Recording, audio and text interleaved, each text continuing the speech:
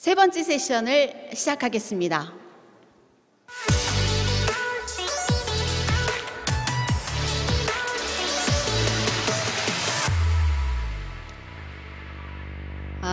세 번째 세션은 자발적 탄소 감축 시장이라는 주제로 맹소영 웨더 커뮤니케이션즈 대표님께서 진행해 주시겠습니다. 대표님 마이크 받아주세요. 네, 안녕하세요. 세션 세 번째 모더레이터 웨더 커뮤니케이션즈 대표 맹소영입니다. 만나뵙게 돼서 반갑습니다.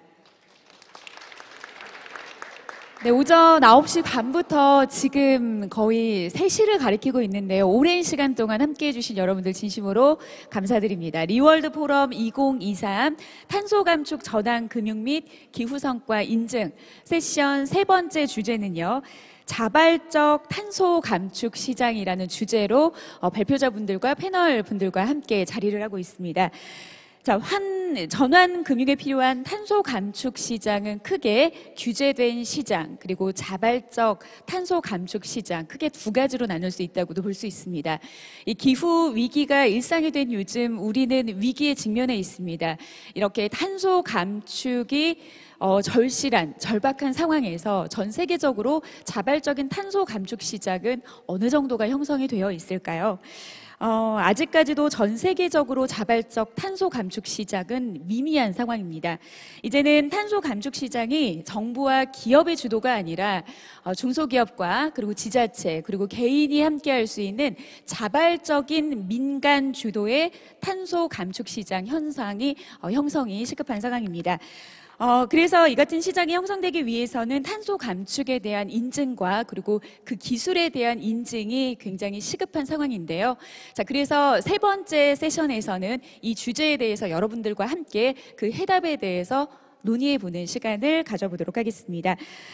우리가 불과 5년 전만 해도 대한민국 2050 탄소 중립 선언을 했을 때 사실 탄소 중립, 탄소 감축이라는 말이 크게 와닿지 않았는데 요즘에는 많은 사람들이 알고는 있죠. 그런데 이게 가시적으로 드러나는 성과라든지 효과를 알 수가 없다 보니까 중요한 건 아는데 뭘 어떻게 해야 될지에 대해서 모르시는 분들이 굉장히 많으셨습니다. 이렇게 이 기후 성과 인증이 상용화가 된다면 앞으로 우리가 바라는 민간 주도의 자발적 탄소 감축의 시장이 좀 더 확대되지 않을까라는 기대를 해봅니다. 그러면 이어서 두 번째 발표 이어가도록 하겠습니다. 서울시 제로 에너지 빌딩 최초 인증과 전국적 에너지 원격 관리 성공 사례란 주제로 리월드 포럼 공동대표이자 SNI 코퍼레이션 대표이사인 형원준 대표님을 대신해서 손영준 팀장님께서 발표해 주시겠습니다. 단상 앞으로 나와주시죠.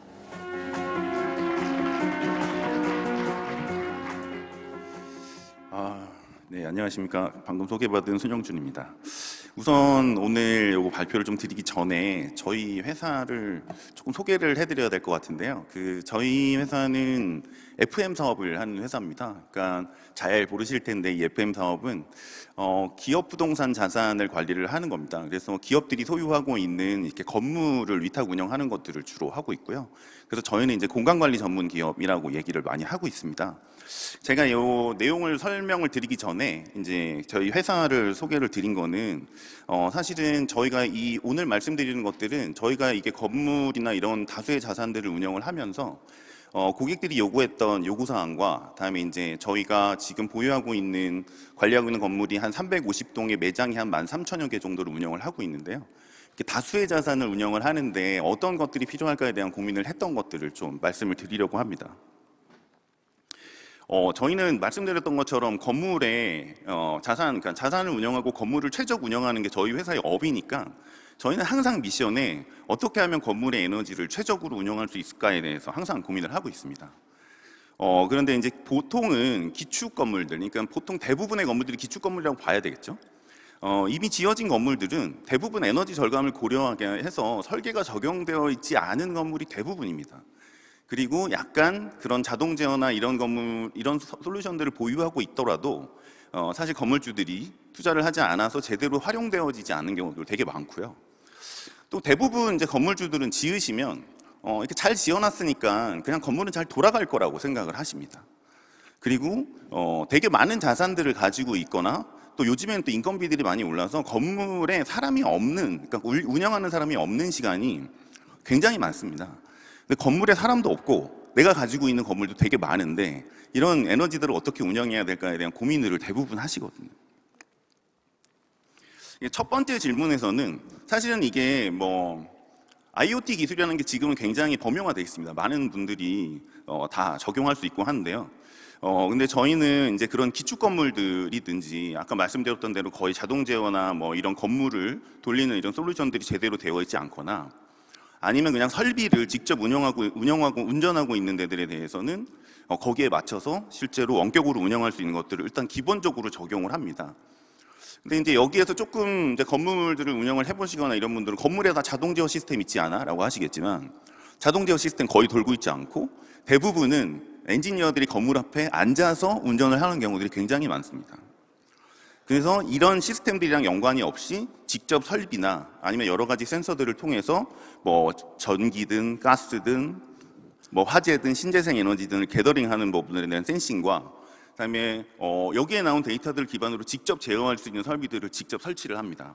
그리고 건물들은 굉장히 환경이 다르기 때문에 거기에 맞춰서 건물의 특성에 맞춰서 구축을 하고요. 그리고 뱀스 많이 들어보셨을 텐데 뱀스 굉장히 비싸지 않습니까? 그래서 이게 건물에서 꼭 필요한 기능들로만 되어 있는 EMS 형태로 도입을 하고 그다음에 제실자들이 직접 컨트롤이 굉장히 편하도록 설치하고 그다음에 아까 말씀드렸던 대로 전체의 다수를 운영할 수 있도록 원격으로 뭔가를 할 수 있는 솔루션들을 구현을 합니다. 다음은 건물을 짓고 나면 알아서 돌아가는 거 아닌가에 대한 건데요. 저희는 이제 운영사이기 때문에 건물은 환경이 계속 변합니다. 예를 들어서 어제는 2층에 일반 오피스 회사가 있다가 내일은 게임 회사가 들어오면 게임 회사는 밤새도록 일을 합니다. 그러면 모든 에너지를 밤새도록 돌려야 되거든요. 그러면 목표된 뭔가를 달성하기 위해서는 그 로직을 바꿔줘야 됩니다. 그래서 일어나는 그러면 거기에 이제 미치는 것들이 제실자의 수라든지 아니면 기온의 변화라든지 아니면 내부의 습도라든지 건물의 설비의 효율이라든지 노후도라든지 이런 것들을 계속 반영하면서 층마다 돌리는 그런 로직을 다 바꿔줘야 됩니다. 그래서 이런 데이터들을 기반으로 계속해서 운영을 해야지 원래 의도한 대로 계속 운영이 된다는 것이죠. 그 에너지 절감 사업들 하실 때 보통 리모델링도 하시고 전체적으로 구조 변경도 하시고 이런 것들을 하시는 경우들이 있는데 사실은 그런 아이템들을 찾는 것도 중요하지만 저희는 그 아이템대로 지속적으로 운영이 되는 게 훨씬 더 중요하다고 생각하고 있습니다. 그러면 건물에 사람도 없고 관리할 건물도 없고 아까 말씀드린 것처럼 로직도 엄청 다양한데 도대체 그럼 이거 어떻게 이 전체 이렇게 많은 걸 어떻게 할 거야?에 대한 고민은 항상 있었습니다. 그러면은 이제 아까 처음에 말씀드렸던 그런 IoT 기반의 뭔가의 솔루션들을 적용을 하고 그 솔루션들을 기반으로 데이터들을 모으면서 로직들을 만들어내고 그리고 그 건물의 특성별로 적용되어 있는 굉장히 많은 건물들을 저희는 이제 이렇게 통합관제센터라는 형태로 이렇게 관리를 하고 있습니다. 옆에 보시면 데이터 분석실 이런 거 보이실 텐데요. 여기서 올라오는 데이터들을 계속 분석을 하고요. 그리고 24시간 365일 목적대로 운전되고 있는지를 관리하는 거고 그다음에 운영하는 것이 가장 중요하다고 생각하고 있습니다. 아마 저희가 이 회사에서 이 업을 한 지가 한 50년 정도 됐는데요.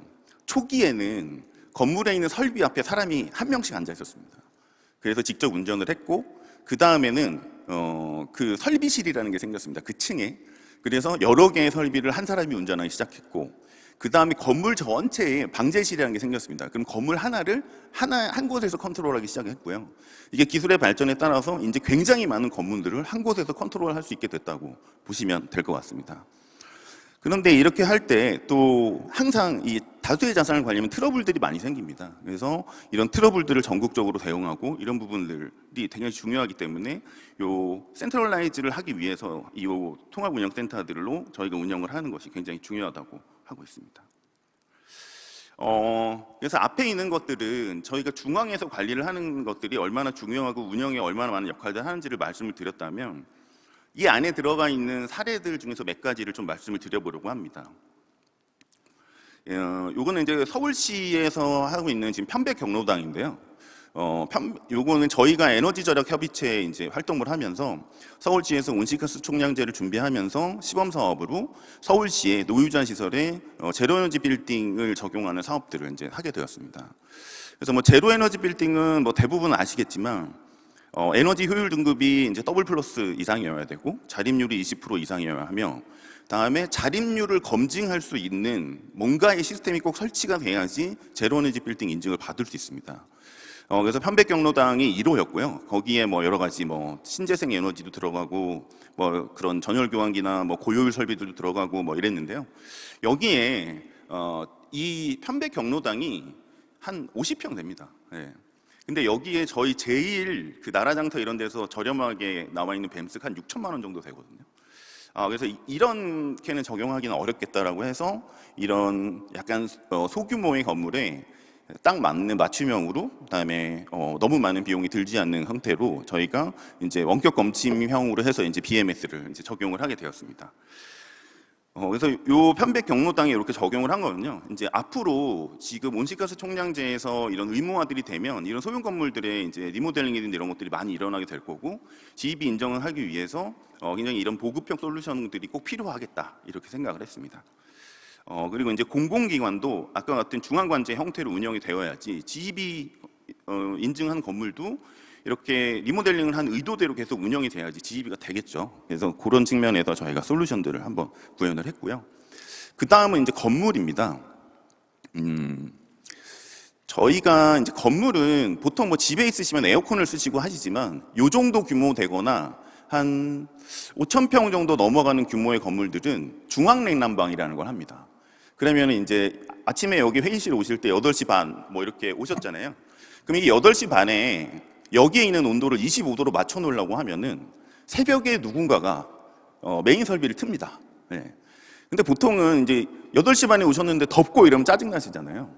그거를 운전하는 사람도 두려워합니다. 그래서 엄청나게 빨리 틉니다. 왜냐면 한 7시쯤에 맞춰 놓으면 안 온다니까. 네.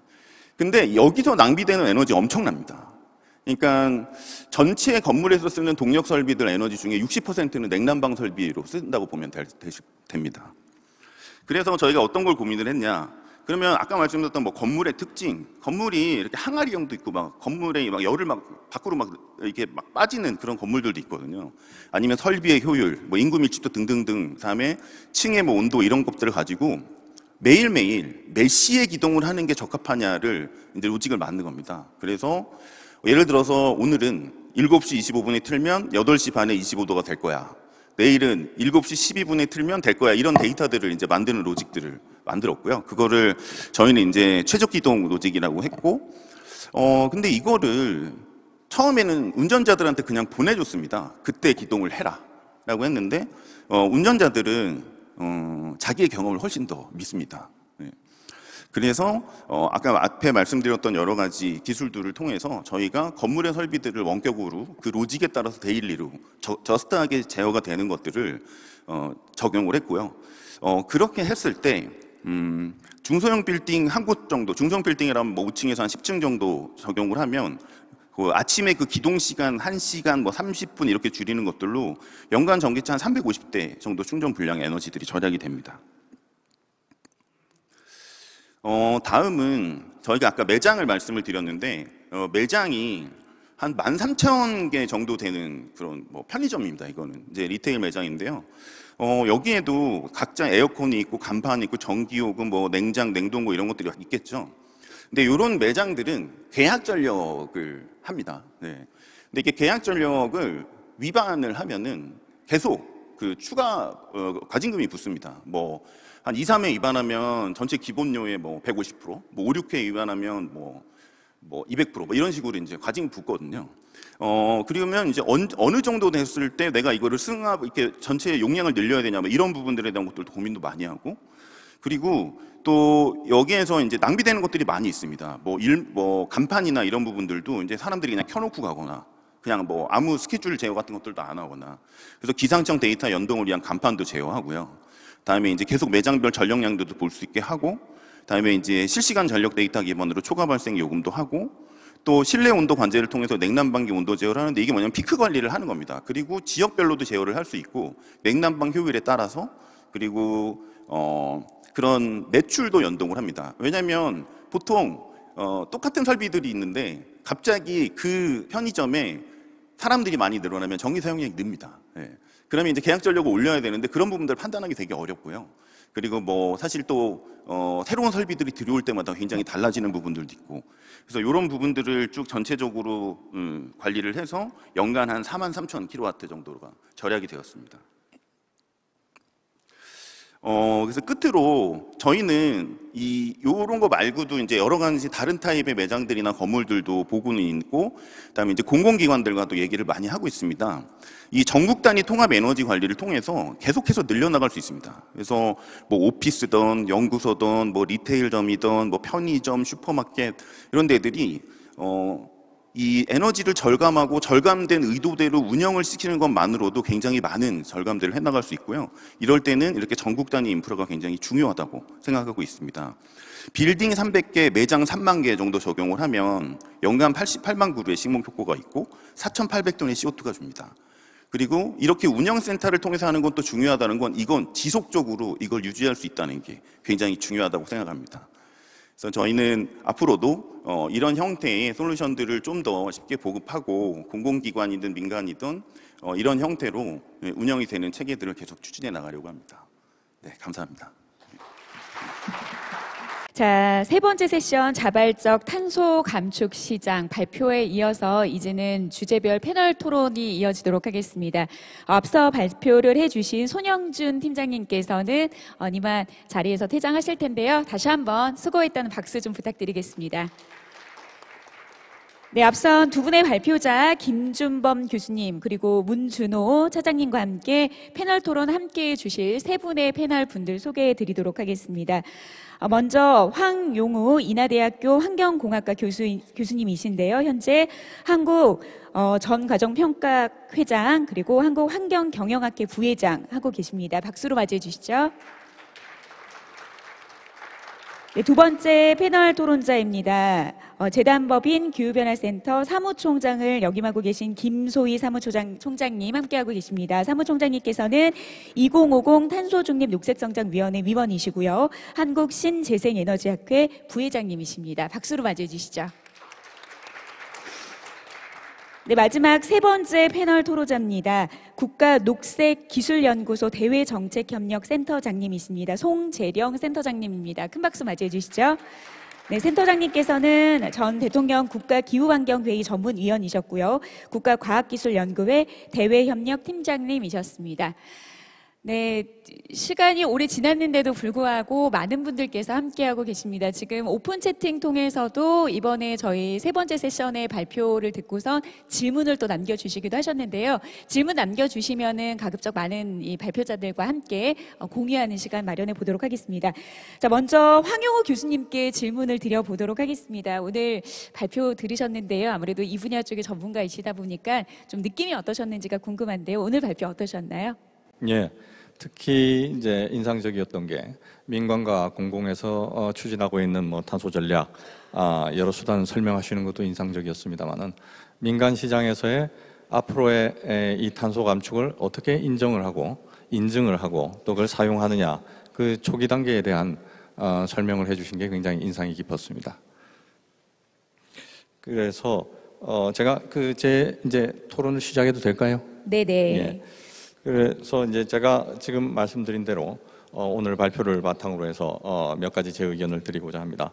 저는 이제 연구 분야가 정과정 평가라고 하는 연구 분야입니다. 영어로는 LCA라고 하는데 이 정과정 평가라고 하는 분야가 지금 기후 관련한 여러분들이 알고 계시는 모든 정책, 우리나라의 이제 정책은 물론이고 우리나라의 정책이 다 기본적으로는 외국에서 카피를 하거나 아니면 외국에서 이미 시행되고 또는 예정되고 있는 규제에 대한 대응이기 때문에 이제 그런 취지로 말씀을 드리자면 모든 기후변화 정책의 정량 부분이 어떻게 되어 있냐면은 정과정 평가로 되어 있습니다.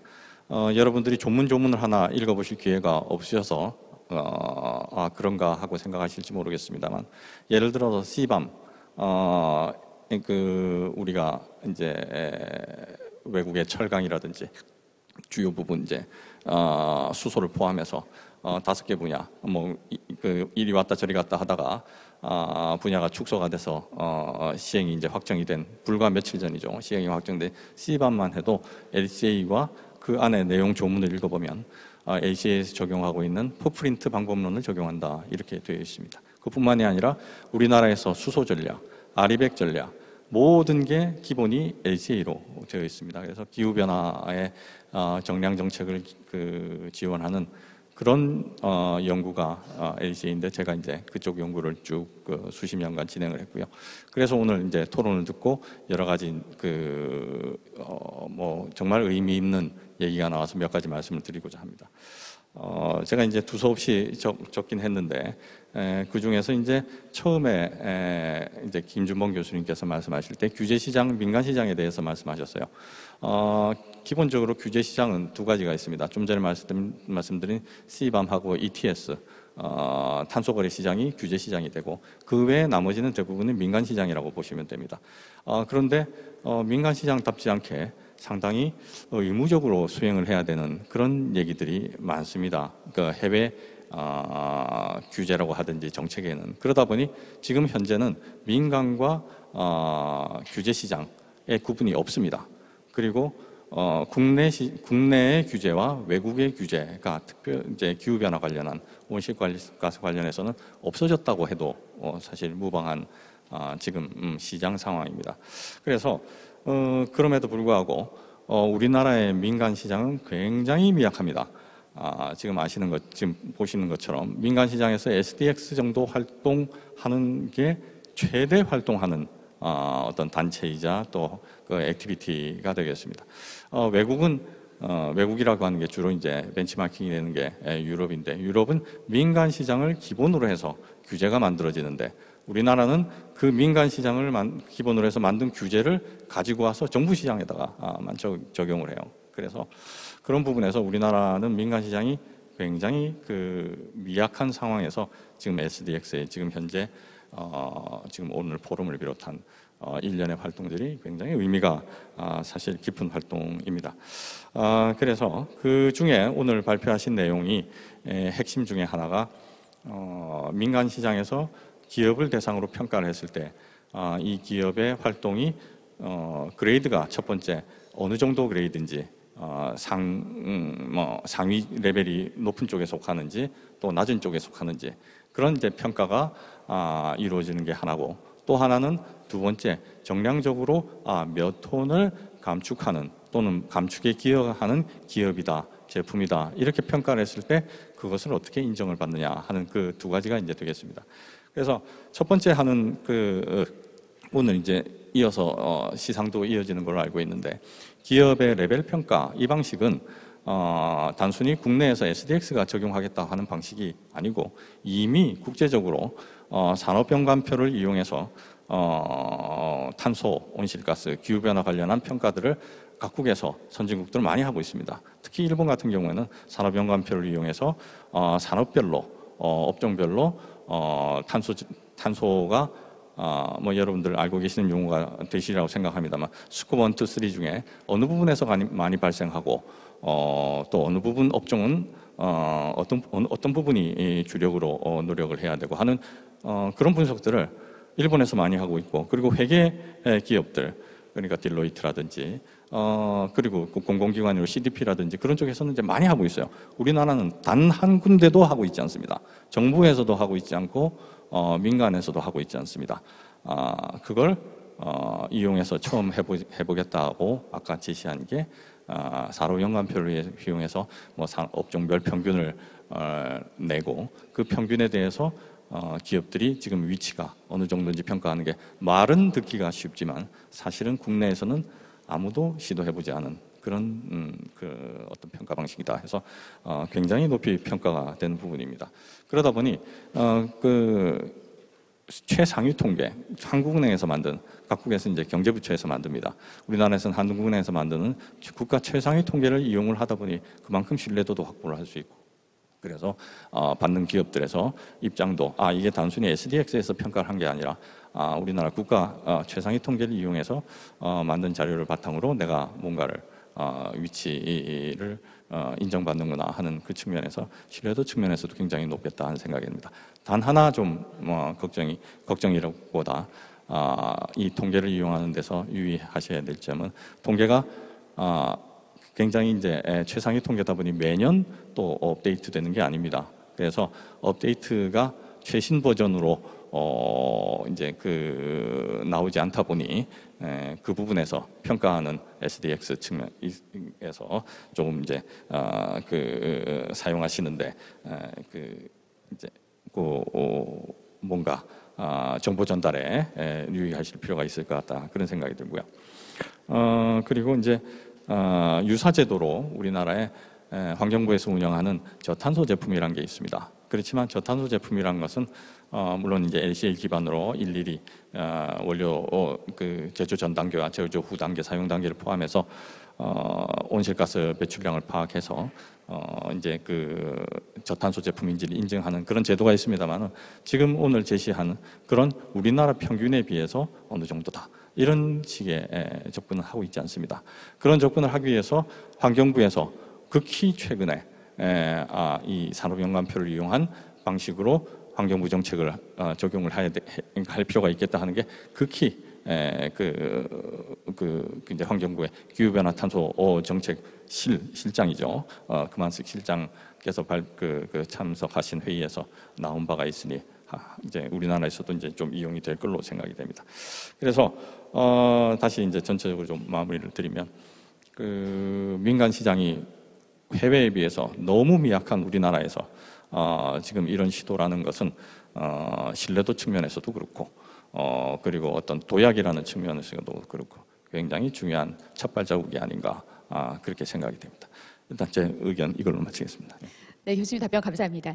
오픈 채팅을 통해서 배양호님께서 탄소 감축 인증이 글로벌 동일 기준이 있는지에 대한 여부, 국내에서 KS 인증처럼 공인 인증으로 채택되어 공공 입찰의 혜택 또는 세제 혜택, 투자 혜택 등 직접적인 메리트가 있도록 전환돼야 된다, 확대돼야 되겠다고 생각되는데 의견이나 계획을 알고 싶다라고 말씀을 주셨는데 일부는 지금 교수님께서 해주신 답변으로 좀 충분할 것 같고요. 그리고 저희가 마지막 질문에서 향후의 의견들 어떻게 추진해야 된다라는 의견들을 마지막 우리 패널분들 모두에게 공통적인 질문으로 준비를 했습니다. 나머지 질문은 이후에 이어가도록 하겠고요.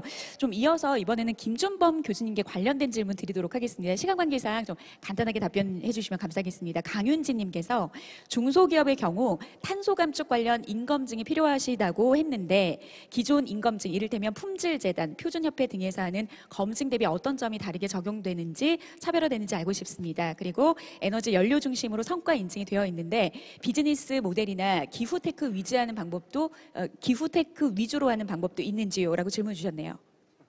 네, 질문이 길어서 우선은 아까 품질 재단에서 제공하고 있는 인증이라든지 이런 것과는 조금 다른 게 그런 데는 아까 교수님도 말씀 제품에 대한 인증하고 제품을 만들 때 탄소가 얼마나 배출이 되고 얼마나 감축이 되는 제품 위주의 이제 인증들이 있다고 보시면 될 것 같고 지금까지 많은 인증, 제품 인증이라든지 품질 인증이 그 제품에 대한 어떤 인증이라 보시면 될 것 같고 제가 아까 말씀드린 기후 기술 인증이라든지 이런 저희가 이제 제안하고 인증은 그 기업에 대한 인증이라 보시면 될 것 같아서 그 기업이 탄소가 배출이 얼마나 되고 있고 그 동종 산업에 비해서 얼마만큼 더 배출하고 있는지 적게 배출하고 있는지에 대한 부분이라고 보시면 될 것 같고 아까 또 기후 테크 관련돼서 이제 말씀을 또 하신 것 같은데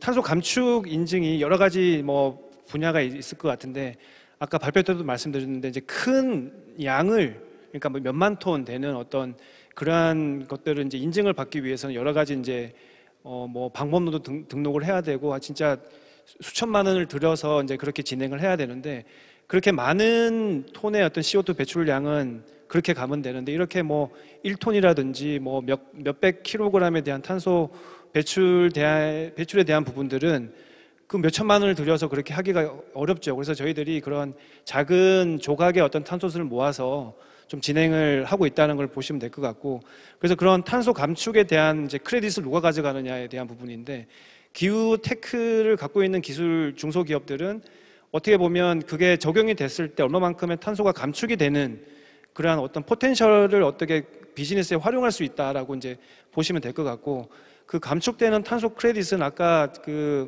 한수원의 사례를 보는 바와 같이 한수원에서 해마다 40억을 투자를 해가지고 안심 가로등을 만들고 있는데, 그 미지 에너텍이라는 안심 가로등을 만드는 기업이 어떻게 보면 기오테크 기업이고, 그 어떻게 투자를 하고 있는 그 돈을 도네이션을 하고 있는 한수원에서 어떻게 보면 탄소 감축량을 어떤 크레딧으로 가져가는 뭐 그런 시스템이라고 보면 될 것 같습니다. 그래서 기오테크는 그 감축량에 대한 어떤 크레딧을 가져가기보다는 어떤 자기네 기술이 적용이 돼서 그만큼의 탄소를 감축하고 있다라는 어떤 그러한 그 정보들을 비즈니스에 활용할 수 있는 그런 쪽으로 가야 되지 않을까 저는 생각하고 있습니다. 네. 네, 답변 감사합니다. 이번에는 김소희 사무총장님께 마이크를 넘겨보려고 하는데요. 우리 김소희 사무총장님께서 지금 소속되어 있는 재단법인 기후변화센터가 하고 있는 일의 종류와 분야가 굉장히 다양합니다. 오늘 발표 어떠셨나요? 오늘 좀 자료로 좀 설명을 해 주시고 싶다고 하셔가지고 네. 잠깐 단상위로 모시고 준비한 자료 보면서 좀 답변을 듣도록 하겠습니다. 네, 반갑습니다. 방금 소개받은 기후변화센터의 김소희입니다. 그 김준명 교수님께서 좀 요청을 좀 해주셨어요. 저희 센터가 하는 일을 좀 소개받고 싶다고 말씀 주셨고, 실은 저희가 하고 있는 일 중에 오늘은 자발적 탄소 시장 관련해가지고 좀 중점적으로 연계해서 말씀을 좀 드리도록 하겠습니다. 저희는 2008년에 기후 대응을 하기 위해서 만들어졌습니다. 기본 뭐 교육, 인식 제고 이런 거뿐만 아니라 NGO입니다. 시민단체고 산업부에 등록된 재단법인인데요. 그래서 정부 지원금을 받지 않고 정부에다 목소리를 좀 세게 내고 있습니다. 한편으로는 입법 관련된 내용도 진행하고 있고, 또 특화된 부분이 이제 해외에서 온실가스 감축 사업을 하고 있는데, 이게 오늘 말씀드리고 싶은 탄소 시장하고 연결된 부분입니다.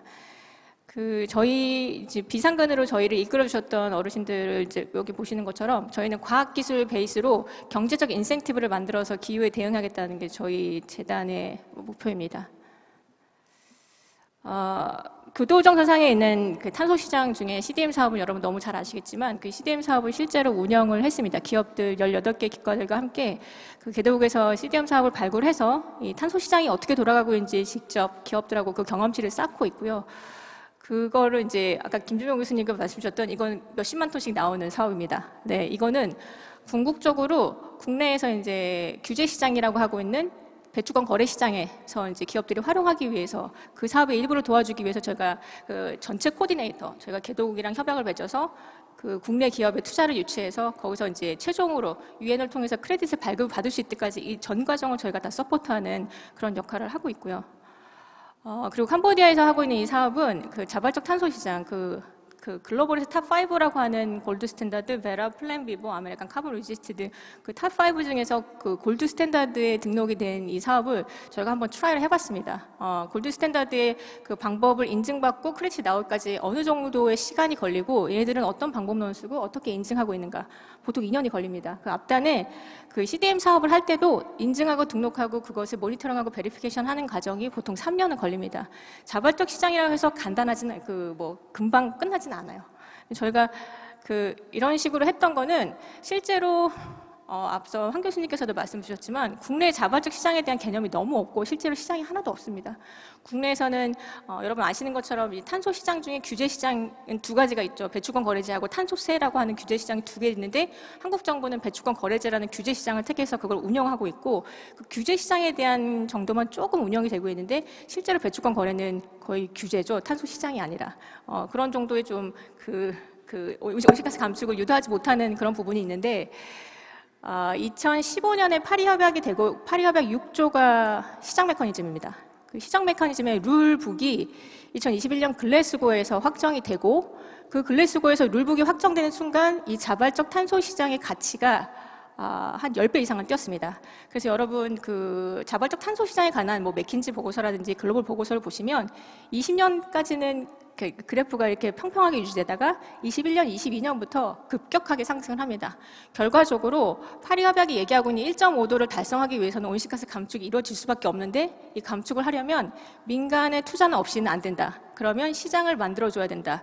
그 시장을 만들어줘야 된다는 메시지가 너무나도 클리어하게 전달이 되면서 규제 시장은 전 세계에서 한 20% 정도밖에 차지하고 있지 않아요. 배출권 거래지를 시장을 운영하고 있는 거 여러분 아시는 것처럼 유럽하고 우리나라 몇 군데밖에 안 되잖아요. 탄소세도 뭐 싱가포르 몇 나라밖에 없는데 나머지 80%는 결국 자발적 탄소 시장에서 민간의 투자를 이끌어내서 온실가스를 감축하는 데 활용돼야 된다는 그 암묵적인 메시지가 통했던 겁니다. 그래서 결국 민간을 끌어들이기 위해서, 민간의 투자금을 끌어들이기 위해서 탄소 시장을 만들어야겠다라는 메시지가 전해졌고, 그러면 그 탄소 시장을 운영했던 글로벌 탑5들이 재빠르게 움직입니다. 그 거의 20년 동안 이 자발적 탄소 시장들을 운영했는데, 저희는 지금까지 경험치가 전무하고, 그러면 우리는 어떻게 해야 될까? 그래서 저희도 빨리 이 글로벌에서 움직이고 있는 파트너들이랑 뭐라도 해야겠다라는 생각이 좀 들었습니다.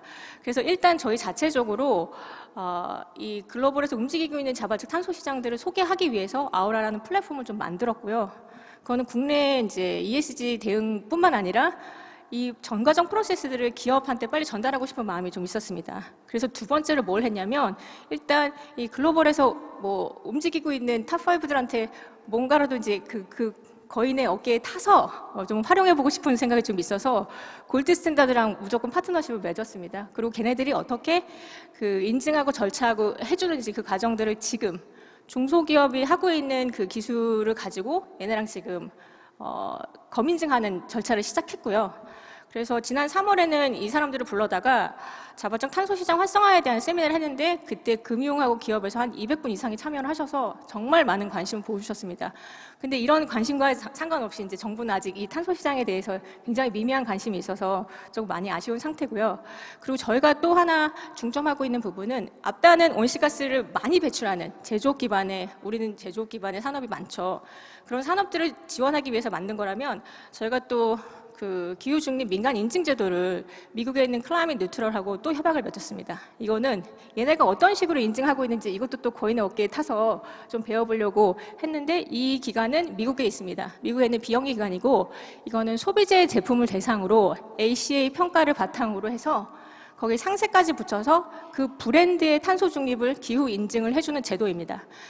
그래서 저희가 이거를 들어오는 거는 그 국내 소비재 상품에 이 마크를 좀 붙여주고 싶은 거고요. 그 소비재 상품 중에 해외로 수출하는 상품, 예를 들면 삼양라면이라든지 농심이라든지, 이 미국에서 이런 상품들을 하는 게 약간 아리백처럼 그 이 브랜드가 있는 거에 대한 수출 상품에 대한 메리트가 좀 있더라고요. 그래서 그런 것들을 좀 지원하기 위한 거고, 실제로 미국은 이런 상품의 마크를 붙인 다음에 아마존이나 이런 데 가가지고 나는 친환경 상품을 찾고 싶어 하면 이런 브랜드, 이런 마크가 붙은 상품들이 먼저 상단에 뜹니다. 그래서 소비자로 하여금 그린 상품을 선택할 수 있는 그런 욕구를 충족시켜주거든요. 근데 국내는 이런 인증 제도도 지금 현재 환경부가 하고 있는 저탄소 인증 제도가 그거 한 거밖에 없습니다. 그래서 국내에서도 이제 민간이 움직여서 이런 인증 제도를 한번 만들어 봐야겠다 해서, 그런 차원에서 지금 두 가지 큰 틀에서, 하나는 대규모 온실가스 감축을 하고 있는 기업들 대상으로 지원하는 아우라랑 플랫폼이 있고, 한 군데는 소비자 제품을 대상으로 하는 그런 인증 제도를 같이 동시에 하면서 탄소 시장을 좀 활성화하기 위해서 노력을 하고 있고, 그런 차원에서 SDX가 하고 있는 업무랑 굉장히 유사한 부분이 있어서 오늘 기후 성과 인증 내용을 들으면서 앞으로 협력할 부분이 굉장히 많겠다라는 생각이 들었습니다. 그럼 제가 자리로 옮겨서 발표하신 분들에 대해서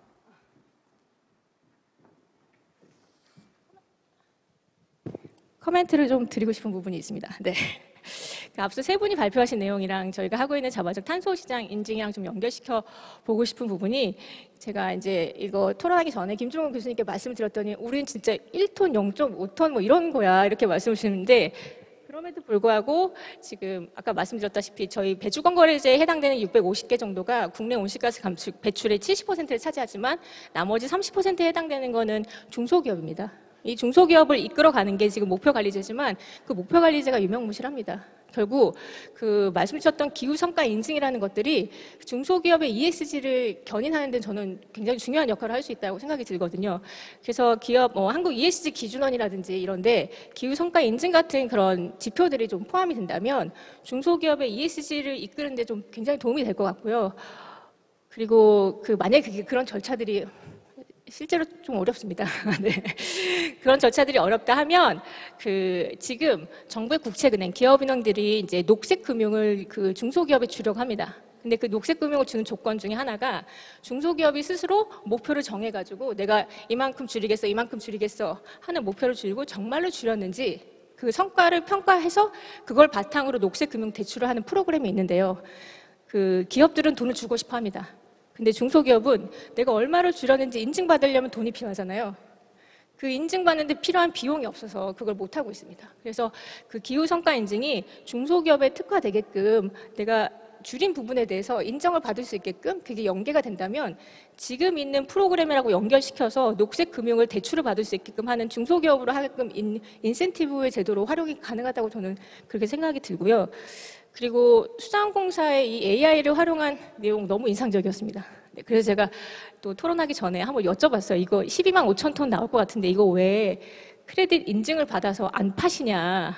톤당 가격이 3만 원, 4만 원이면 좀 될 것 같은데 왜 안 파시냐 했더니 그거를 인증해주는 그런 단체들을 검인증 기관을 못 찾았다고 하시더라고요.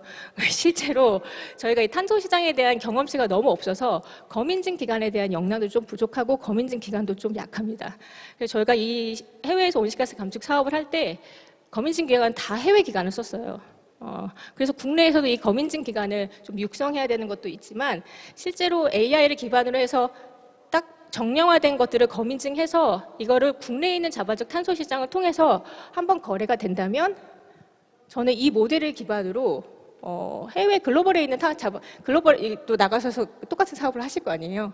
그러면 그 방법론을 가지고 글로벌에서 똑같이 적용이 가능할 거라고 저는 그렇게 생각을 합니다. 그래서 국내에서 이런 우리 또 디지털 강국이잖아요. 네, 그런 디지털 베이스로 하는 그런 프로그램들이 좀 기존에 있는 해외 온실가스 감축 사업들이 우리가 다 아는 뭐 재생에너지, 뭐 바이오매스 이런 사업들인데 국내의 디지털을 기반으로 하는 기후기술 기반으로 하는 그런 사업들이 국내 자체적으로 좀 개발돼서 국내에서 검인증하고 그걸 또 글로벌에서 인증받을 수 있는 그런 절차를 거친다면 충분히 또 해외에서 그 경쟁력 있게 할 수 있는 부분들이 있다고 생각을 합니다. 그래서 시간이 제가 혹시 여기서 일단 마무리를 좀 하겠습니다. 네. 그건 확실한 것 같습니다. 오늘 이 자리가 정말 필요하신 분들이 꼭 나와주신 것 같습니다.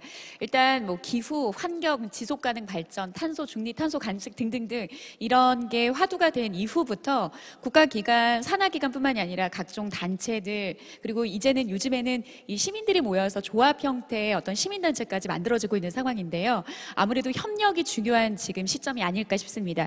그런 시점에서 국가녹색기술연구소는 중소기업과 많은 네트워킹을 하고 계신다고 하는데요. 이번에는 송재령 센터장님께 마이크를 넘겨드려서 국내 중소기업에서 탄소 배출량 및 감축 평가 그리고 자발적 탄소 감축 시장에 참여하기 위해서는 미리 어떤 것들을 좀 준비하면 좋을지에 대한 답변 좀 부탁드리겠습니다. 네, 반갑습니다. 국가녹색기술연구소 송재령이고요. 오늘 기라성 같은 발표자분들하고 토론자분들이 계셔서 제가 뭐 말씀을 잘 드릴 수 있을지 모르겠고요. 몇 가지 말씀을 좀 드리고 싶습니다. 오늘 아침에 사실은 김상엽 위원장님께서 오셔서 이제 사실 저희 기관이 원래는 이름이 GTC였습니다. 그린 테크놀로지 센터였고요. GGGI, GCF랑 협력을 해서 그린 트라이앵글을 만들려고 해서 만들어진 기관이었습니다. 그런 측면에서 녹색 성장과 굉장히 많은 연관이 있었고요. 저희 기관의 미션은 이제 해외 녹색 기술을 이제 해외 전파하고 그런 것들이 정책을 연계하고 금융을 연계하라고 했습니다. GCF가 금융 당국이기 때문에요. 그래서 오늘도 이제 오늘 포럼을 들으면서 맹성용 아나운서님하고 처음에 이제 얘기를 하면서 이게 민간 부분에서 자발적으로 움직여야 되는데 왜 안 움직일까? 어떻게 하면 설득하고 참여를 시킬 수 있을까라는 생각을 했는데 오늘 주된 내용이 대부분 금융이고 돈 버는 얘기를 좀 하시는 것 같아요.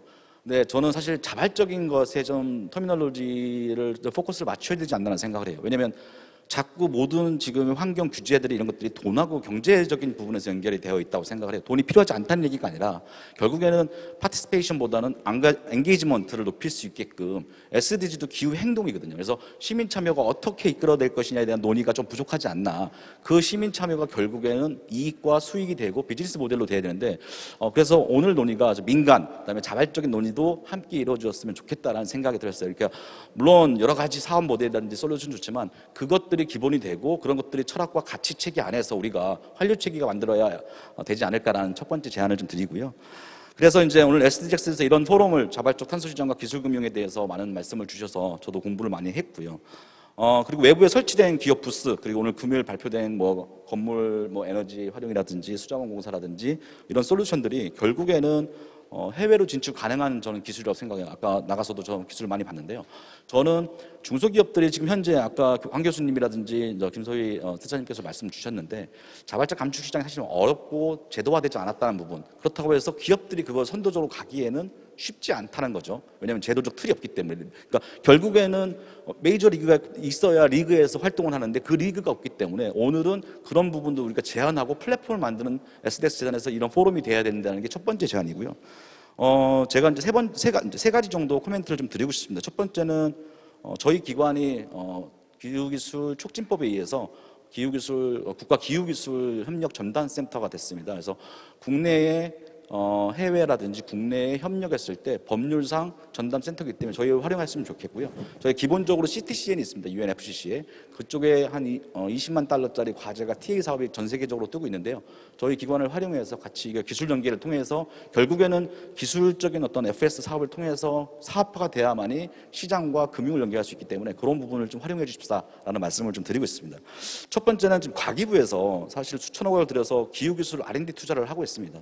근데 문제는 얼만큼 온실가스 감축에 기여하는지를 사실은 조금 모호한 부분이 있습니다. 기존의 과학기술 분석이라든지 R&D 투자 모양과 달리 과학기술은 기본적으로 좀 폐쇄성이 있고 소유가 있고 이익을 발생시키는데 기후기술은 기본적으로 참여가 가능하고 공공성에 띈 과학기술이기 때문에 다른 R&D 평가 시스템이 존재하는데 그 부분에선 저희가 지금 김주범 교수도 계시지만 올해 안에 그런 평가는 아니고요. 시나리오를 개발을 해서 R&D 투자가 국가 R&D 투자가 어떻게 될 것인지 그리고 또한 이런 것들이 만약에 SDS 재단에서 말하는 그 인증 평가라든지 이런 것들이 인증한 회사들이 혹은 기업들이 국가 R&D 과제를 제안을 할 때 그런 것들이 아주 이점이 되지 않을까라는 판단이 됐고요. 두 번째는 지자체 문제입니다. 충청남도는 67%의 우리나라의 그 석탄화력발전소가 밀집해 있습니다. 그러면 녹색 전환에 대한 두려움이 사실 있습니다. 왜냐하면 일자리 문제하고 그 산업을 어떻게 할 것이냐. 제가 올해 이제 독일의 탈석탄 녹색 전환 사례를 좀 공부를 해서 사실은 올해 이제 다음 달에 이제 과기부 차관께서 방문을 하시는데 올해 제 목표는 아고라 에너지 밴드의 연구 사례를 바탕으로 공동 연구를 좀 진행하려고 하고요. 결국에는 지역의 일자리 문제, 산업에 대한 전환 문제를 건드려야 되고 그런 것들이 어떻게 정책적 사례들이 국가 혹은 우리 지역에 도움이 될지에 대한 문제도 좀 건드려보고 싶은 부분이 있습니다. 세 번째 이제 기업 부분이고요. 기후 투자금 이제 결국에는 이제 비용의 문제로 생각을 합니다. 실제로. 근데 이 기업들이 어찌 보면 전통적 경제적 가치 문제거든요. 전철이라든지 우리가 이런 것들이 지하철이 적자라고 얘기하는데 고전적 경제 가치에서 보면 환경적 가치가 중요하고 이런 것들이 배제됐기 때문에라는 부분이 있기 때문에 우리가 어떤 경제적을 평가할 때 경제성을 평가할 때 환경적 어떤 그 가치가 줄 수 있는 이점에 대한 평가 시스템을 좀 바꿔야 그런 제도적인 틀도 중요하다라는 말씀을 좀 드리고 싶습니다. 그리고 각 이제 기업들이 부설 연구소가 있습니다. 아까 제가 말씀드린 대로 R&D 과제 지원 시에 기술 개발에 따른 탄소 감축 시나리오를 제시하는 부분, 그런 부분이 아까 김준범 교수님이 말씀하신 부분이 아주 굉장히 좋은 솔루션을 생각을 하고요. 그리고 제가 서두에서 언급해 드렸지만 국제적 탄소 시장을 겨냥하는 것도 중요하지만 결국 아까 CDM 사업을 이제 김소희 선생님께서 몇 개의 사례를 말씀 주셨는데 이런 것들이 사실은 아까 인증도 그렇지만 기본적으로 해외 사업을 하거나 해외 탄소 시장 건드리려면 재원이 없습니다. 근데 저 같은 경우는 ODA로 가기에는 너무 멀고요. 그렇다면 각각 부처에 있는 뭐 나이파라든지 키아트라든지 KT라든지 해외 진출 사업에 대한 ODA성 공공 재원이 있습니다. 해외 진출 기업들을 위한 그런 재원을 통해서 ODA로 넘어가면서 탄소 시장을 연계할 수 있는 방안을 좀 솔루션을 잡았으면 좋겠다라는 좀 말씀을 드리고 싶습니다. 그래서 어쨌든 간에 저희 이제 NIGT도 아마 상반기 중에 NIGT 스타트업 패밀리 기업을 좀 선정하려고 하고요. 저희 기관의 장점인 해외 시장, 선진국 시장에 갈 수 있는 부분, 그 다음에 개도국 시장에 갈 수 있는 부분에 대해서 저희가 뭐랄까 서포팅을 해줄 수 있는 그런 플랫폼을 만들려고 하니 많은 문의 좀 부탁드리겠습니다. 감사합니다. 네, 송재령 센터장님 말씀 감사합니다. 오늘 이 세 분의 패널 분들의 열띤 답변을 통해서 우리 두 분의 발표자들이 어깨가 좀 무거워지신 거예요. 과제를 좀 얹어가시는 듯한 느낌인데요. 시간이 조금 지나기는 했습니다만 마지막으로 짧게 뭐 마지막 질문이 있었습니다만 이거는 의미는 없는 것 같고요. 어떠신가요? 우리 패널 분들이 주셨던 그 답변을 통해서 먼저 문준호 과장님께서 마지막으로 앞으로의 뭐 방향성과 관련한 답변을 좀 해주시면 어떨까 싶습니다. 네, 오늘 사실 지금 너무 떨리고요. 너무 쟁쟁하신 교수님들, 좀 유명 인사분들이 많이 오셔서 제가 여기 앉아 있어야 해야 되는지도 잘 모르겠습니다. 일단 이제 발표 때도 말씀드렸다시피 저희 공사는 지금 탄소 중립을 위해서 사실 갑자기 지금 저희가 최근에 이제 시작한 건 아니고요. 과거부터 이제 물 생산, 공급에 있어서 들어가는 전력에 대해서 어떻게 하면 조금 더 줄일까 항상 고민해 왔었고, 최근에 이제 탄소 중립이 이슈가 되면서 조금 더 이제 추진력을 얻은 것 같습니다. 다만 이제 이런 탄소 중립을 위해서 이제 제일 큰 게 전력량 절감인데요. 전력량 절감을 위해서는 아무래도 이제 비용이 수반되고, 이제 저희는 이제 기업이다 보니까 경제성을 고려하지 않을 수가 없습니다. 이러다 보니까 이렇게 탄소 중립과 경제성 이 두 가지에 이렇게 두 가지를 두고 저울질을 항상 하게 되는데 참 쉽지 않은 상황인 것 같습니다. 그래서 저희는 항상 바라는 게 뭐 정부 기관이라든지 이제 정부 부처에서 이렇게 지원 이제 예산 지원을 좀 받으면 경제성이 나오기 때문에 그러한 것들을 정부 부처에 조금 항상 요청을 드리는 바입니다. 아무튼 말이 좀 다른 방향으로 좀 센 것 같은데요. 오늘 특히 이제 센터님께서 저희 이제 탄소 이제 인증 제도에 대해서 많은 고민을 해주셨고 조금 솔루션도 주려고 노력을 하셨던 것 같습니다. 앞으로 좀 협력해서 좀 좋은 이제 방향으로 인증 제도라든지 이런 것들을 협력을 할 수 있을 것 같고요. 오늘 이제 부족한 발표 들어주셔서 감사합니다. 이상입니다.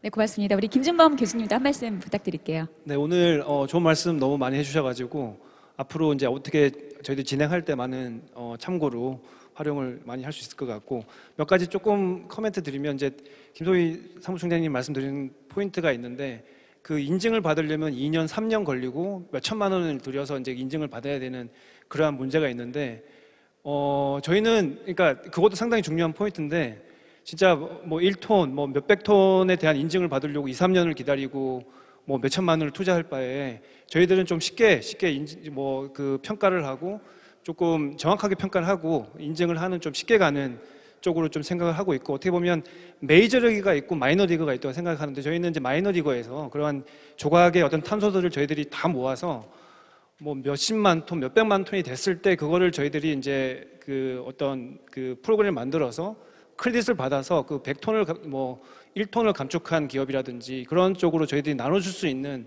그런 시스템으로 이제 가는 게 앞으로의 이제 방향일 것 같고, 잘 준비해 나갈 수 있도록 하겠습니다. 네, 오늘 감사드립니다. 네, 감사합니다.